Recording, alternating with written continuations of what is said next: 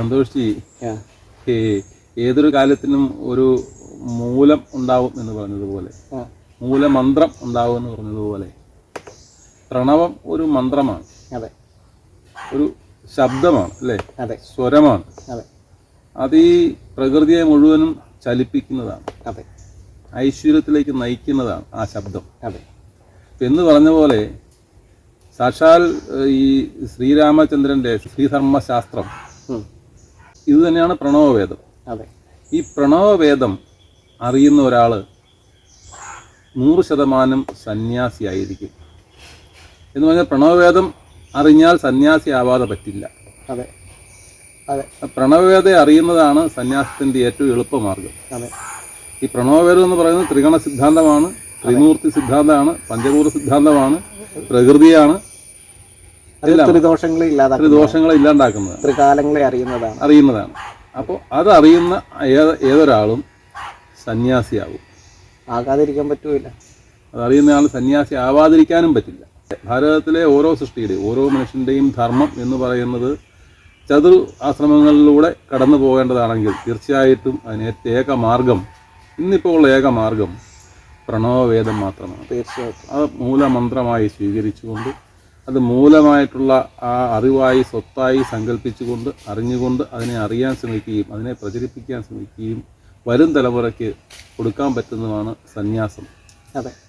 ഈ പ്രണവവേദം എന്താണെന്ന് നമ്മൾ അറിഞ്ഞാൽ നമുക്ക് സന്യാസി ആവാൻ വേണ്ടിയിട്ടൊരു കൊതി ഉണ്ടാവും. നമ്മൾ പ്രണവവേദം എന്താണെന്ന് അറിയുമ്പോൾ നമുക്ക് സന്യാസത്തോട് വല്ലാത്തൊരു അഭിവാഞ്ച, ഇഷ്ടം, ഇതെല്ലാവരിലേക്കും പകരാനായിട്ട്. മൗനിയായി ഒരാളോടും മിണ്ടാതിരുന്ന ഞാൻ വരെ ഇത്രയും വാചകമടിക്കാമെങ്കിൽ അല്ലെങ്കിൽ ഇത്രയും വാതുറക്കാമെങ്കിൽ ജ്ഞാനിയായിട്ടുള്ള നമ്മുടെ സന്യാസി സമൂഹം ഇന്ന് കേരളത്തിലെ ഈ ഇത്രയും സമ്പന്നത ജ്ഞാനസമ്പാദ്യത്തിലൂടെ ലോകത്തെ ആശ്ചര്യപ്പെടുത്തുന്ന ഈ സന്യാസ സമൂഹത്തിന് പ്രണവവേദം ഗ്രഹിച്ചാൽ എന്തായിരിക്കും ഈ ലോകത്ത് സംഭവിക്കാൻ പോകുന്ന മാറ്റം? സർവ്വയുദ്ധങ്ങളും നിന്നു പോകും. അല്ല, പ്രഭാഷണം നടത്തിക്കൊണ്ടിരിക്കുന്ന ആചാര്യന്മാർ, സന്ദേശം ഇഷ്ടംപോലെ കൊടുത്തുകൊണ്ടിരിക്കുന്ന ആചാര്യന്മാർ, ഈ പ്രകൃതിയെക്കുറിച്ച് മുഴുവൻ അറിയാവുന്നത്, ഈ സത്യം കൂടെ, ഈ അറിവും കൂടെ അവരുടെ ആ മനസ്സിലേക്ക് കയറി കിട്ടിയാൽ ഈ പരമമായ അറിവ്, പരമമായ സത്യം, എന്താണ് ദൈവം, അതെ, എന്താണ് ഈശ്വരൻ, അതെ, എന്താണ് ശാസ്ത്രം, എന്താണ് ധർമ്മം, ഈ മതചിന്തകളിൽ നിന്നെല്ലാം വിട്ട് കെട്ടിപ്പിടിച്ച് ജീവിക്കേണ്ട ഒരവസ്ഥയിലേക്ക് നമ്മൾ എത്തപ്പെടും. നമ്മളൊന്നാകും. ജാതി ചിന്തകളോ മതചിന്തകളോ അല്ലെങ്കിൽ ദേശചിന്തകളോ ഭാഷചിന്തകൾക്കും അപ്പുറം ലോകത്തെ ഒന്നിപ്പിക്കുവാൻ പാകത്തിനുള്ള അത്രയും ശ്രേഷ്ഠമായിട്ടുള്ള ആര്യസിദ്ധാന്തം, ആ സൂര്യസിദ്ധാന്തം, ആ ദൈവ ജൈവ ശൈവ വേദ സിദ്ധാന്തം, ആ ശ്രീധർമ്മശാസ്ത്രം, ആ സനാതന ധർമ്മശാസ്ത്രം, അത് എന്താണ്? അതാണ് പ്രണവവേദം. ആ പ്രണവവേദം എന്താണെന്ന് ധരിച്ചാൽ ഏതൊരു വ്യക്തിക്കും അത് പകർന്ന് പറയാതെ മറയാൻ പറ്റില്ല.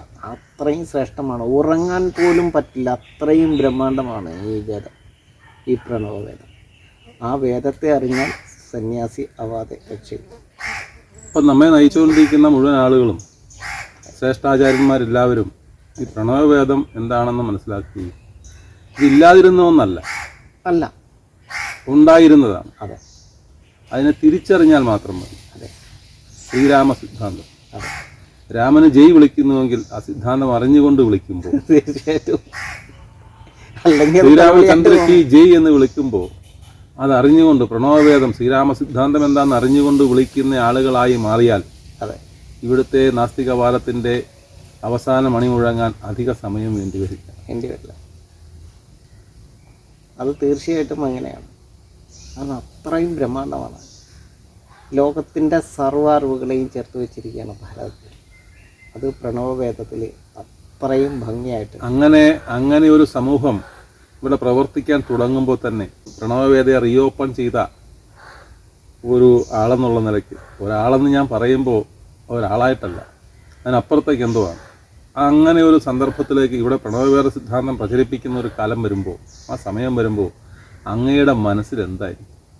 തീർച്ചയായിട്ടും നമ്മൾ അത് റീഓപ്പൺ ചെയ്ത ആളെന്നുള്ള നിലയ്ക്ക് അതെ, അങ്ങ് എവിടെയായിരിക്കും എത്തിച്ചേരുക? നമുക്ക് ഇതിനകത്ത് ഞാൻ പറഞ്ഞില്ലേ, എനിക്ക് ആനന്ദമാണ് ശരിക്കും. ഞാൻ അനുഭവിക്കുന്ന ദുഃഖങ്ങളെല്ലാം അതിനപ്പുറത്ത് ഞാൻ എപ്പോഴും ആനന്ദം അനുഭവിച്ചുകൊണ്ടിരിക്കും. ഈ പ്രണവവേദം എന്താണെന്ന് ഞാൻ കണ്ടെത്തി ഓരോ കണ്ടെത്തൽ കഴിഞ്ഞപ്പോൾ തൊട്ട്, ശിവൻ എന്താണെന്ന് കണ്ടെത്തിയ ആ നിമിഷം തൊട്ട് ഞാൻ ശരിക്കും ആനന്ദത്തിലാണ് ഉള്ളത്. കാരണം ഞാൻ എൻ്റേതല്ല ഇത് അല്ല, അപ്പൊ അങ്ങ് ശിവൻ എന്താന്ന് അറിഞ്ഞപ്പോ അങ്ങ് ശിവനെ പോലെയായി. അതെ അതെ അതല്ലേ സത്യം. അതെ അതെ വിഷ്ണു എന്താന്ന് അറിഞ്ഞപ്പോ വിഷ്ണുവിനെ പോലെയായി. അതെ. ഗണപതിയെയും ശാസ്താവിനെയും അയ്യപ്പനെയും അല്ലെങ്കിൽ മുരുകനെയും പാർവതിയെയും ഒക്കെ അറിഞ്ഞപ്പോ, ഗംഗയൊക്കെ അറിഞ്ഞപ്പോ അങ്ങ് വല്ലാത്തൊരവസ്ഥയായിരുന്നു എനിക്ക്. ആ തലത്തിലായി. സന്തോഷം പറഞ്ഞ ഈ നമുക്ക് ചുറ്റും നിൽക്കുന്ന വൃക്ഷം എന്താണെന്ന്, അത് ചതുർബാഹുവാണെന്ന്, ചതുർബാഹു മഹാവിഷ്ണു പ്രകൃതിയുടെ പര്യായമാണെന്ന് അങ്ങേക്ക് മനസ്സിലായപ്പോൾ അങ്ങ് സന്തോഷവാനായി. അതെ. നമുക്ക് ഈ മണ്ണ് നമ്മളെ എല്ലാം, ഈ പ്രകൃതി നമ്മളെല്ലാം തിരിച്ച് പഠിപ്പിച്ചു. വേദങ്ങളിലൂടെ, വേദത്തിൻ്റെ സഹായത്തിലൂടെ ഇതെല്ലാം പ്രണവവേദമായിട്ട് തന്നെ ശ്രീരാമ സിദ്ധാന്തത്തിൻ്റെ ആ പരം വൈഭവത്തിൽ ഇതിനെയെല്ലാം തിരിച്ച് റീസെറ്റ് ചെയ്ത് വെച്ചിട്ടുണ്ട്. അതിലൊന്നും എൻ്റേതായിട്ടുള്ള ഒരു കോൺട്രിബ്യൂഷനും ഇല്ല. ശരിക്കും പറഞ്ഞു ഭാരതത്തിൻ്റെ വേദമാണ് ഇതിനകത്തെല്ലാം പരാമർശിക്കപ്പെട്ടിരിക്കുന്നത്. അപ്പോൾ എത്രയോ കോടി സൂര്യ തേജസ്വികളായിട്ടുള്ള ഋഷീശ്വരന്മാരുടെ കണ്ടെത്തലുകളായിരിക്കാം നമ്മളിപ്പോൾ ഈ സിംഗിളായിട്ട് എടുത്ത് വെച്ച് കണക്ക് കൈകാര്യം ചെയ്യുന്ന പോലെ കൈകാര്യം ചെയ്യുന്നത് അല്ലെങ്കിൽ പറയുന്നത്. അപ്പോൾ ഈ അറിവുകൾ നമ്മളുടെ ശ്രേഷ്ഠരായിട്ടുള്ള ആത്മീയ തലത്തിൽ വിഹരിക്കുന്ന നമ്മുടെ ഇന്നത്തെ കേരളത്തിലെ ആ സന്യാസി വൃന്ദം അതിനെ സ്വീകരിക്കുകയാണെങ്കിൽ അത് ലോകത്തെ മാറ്റിമറിക്കും. ലോകത്തിലെ ഏറ്റവും വലിയ മാറ്റം ഈ കേരളത്തിൽ നിന്നായിരിക്കും. ഇത് ജൈവത്തിൻ്റെ സ്വന്തം നാടാണ്, ദൈവത്തിൻ്റെ സ്വന്തം നാടാണ്. അത് ലോകമാതാവായിട്ടുള്ള മാളികപ്പുറത്തമ്മയുടെ പഞ്ചദ്രാവിഡ ദേശത്തിൻ്റെ പീഠമായിട്ടുള്ള പീഠം, ശബരി പീഠം, ആ ദൈവത്തിൻ്റെ, ആ ജൈവത്തിൻ്റെ സ്വന്തം നാട്. വേദത്തിൻ്റെ, ശരിക്കും വേദം റീഓപ്പൺ ചെയ്യുന്നത് അത് ഇവിടെ നിന്നാവുമ്പോൾ ഒരുപാട് സന്തോഷം. പരശുരാമൻ്റെ ആ ഭാർഗവ നിലയത്തിൽ നിന്നും വീണ്ടും ശ്രീരാമ സിദ്ധാന്തം റീഓപ്പൺ ചെയ്യുന്നു എന്ന് പറയുമ്പോൾ ഭയങ്കര സന്തോഷം. അതും ഈ മറ്റത്തിൽ മഠത്തിൽ ശ്രീരാമചന്ദ്രൻ്റെ ഈ മണ്ണിൽ നിന്ന്. അത് മാത്രമല്ല, ശ്രീരാമചന്ദ്രൻ്റെ നാളിൽ പിറന്നയാളെന്നുള്ള നിലയ്ക്ക് അങ്ങേക്ക് അതിന് അങ്ങയുടെ യോഗ്യത നിസ്സാരമല്ല. അതെ, തീർച്ചയായിട്ടും. ശ്രീരാമനവമിക്കാണ് അങ്ങുണ്ടായത്. അതെ, വെറും പണിത നാളിലല്ല. അതെ, രാമനവമിക്ക് തന്നെ ഭൂജാതനായ ആളാണ്. അതെ.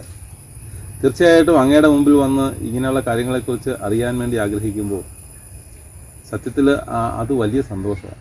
ജീവിതത്തിൽ ഇത്രയും സന്തോഷം തരുന്ന സന്ദർഭങ്ങൾ ഇല്ലാന്ന് തന്നെ പറയാം. തീർച്ചയായിട്ടും ഈ പ്രണവവേദിയിലൂടെ മനസ്സിലാക്കാൻ വേണ്ടി ഏത് ശക്തിയാണോ എന്നെ ഇവിടെ കൊണ്ടെത്തിച്ചെന്ന് എനിക്കറിയില്ല.